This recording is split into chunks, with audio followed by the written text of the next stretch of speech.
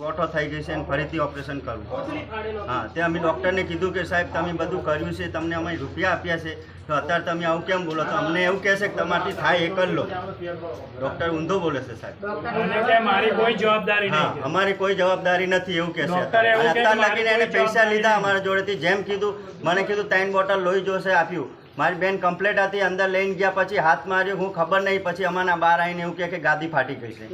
હા, ગાદી ફાટી ગઈ છે, હવે છોકરી બચે ના બચે અમારી કોઈ જવાબદારી નથી. અમને એવું કીધું, અમને ગભરાઈ દીધા, અમે ગભરાઈ ગયા. પછી અમે કીધું સાહેબ શું કરવાનું? તો કે સીઝર કરો. અમે કીધું સાહેબ તમે સીઝર કરો, અમારી બેનને બચાવો.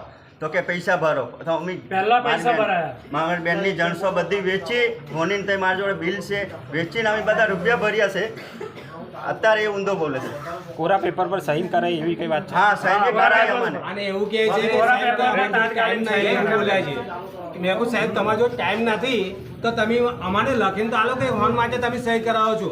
કોરા કાગળ પર સહી કરાવી અને એ ભાઈ કે અમને ફટાફટ સહી કરો, અમારો જો ટાઈમ નહીં, ફટાફટ અંદર જવું પડશે એવું છે. અને તમારે કે કેસ એકદમ ફેલ થાય એવું છે, એટલે મા દીકરો કોઈ કેસ બચે એવું લાગતું નથી. તો આ બે એવું રીતે કહીને સિઝન કર્યું છે. પહેલાં તો એમને રાતે 11 વાગે અમે લઈને આવ્યા ને, તો રાતે એ તપાસ કરવા માટે અંદર હાથ નાખ્યા પછી એમને ચેક કર્યું અને પછી બહાર આવીને કહે કે હવે લોહી ચાલુ થઈ ગયું છે. એને પછી લોહી ચાલુ થયું તો રાતે સલાહ આપવી જોઈએ ને કે ભાઈ અમારે લોહી લાવવું પડશે. સવારે અમારે દોડાવે છે લોહી લેવા માટે, અને પછી ઓપરેશન કર્યું. આજે 5 વાગે ટોકા લીધા છે.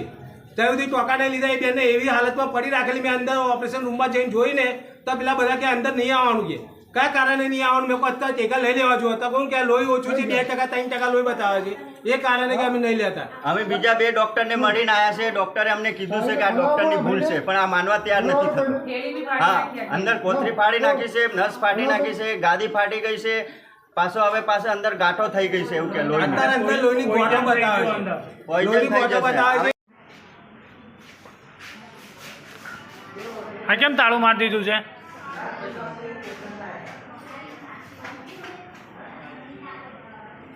શું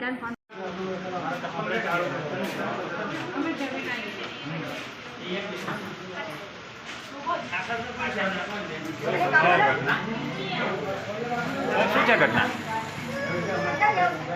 સર? શું છે ઘટના? વારંવાર આવી ઘટનાઓ બને છે તમારા હોસ્પિટલમાં? ના સર, વારંવાર આ ઘટનાઓ બને છે તમારા હોસ્પિટલમાં? સર, વારંવાર આવી ઘટનાઓ બને છે, તમે શું કહેશો?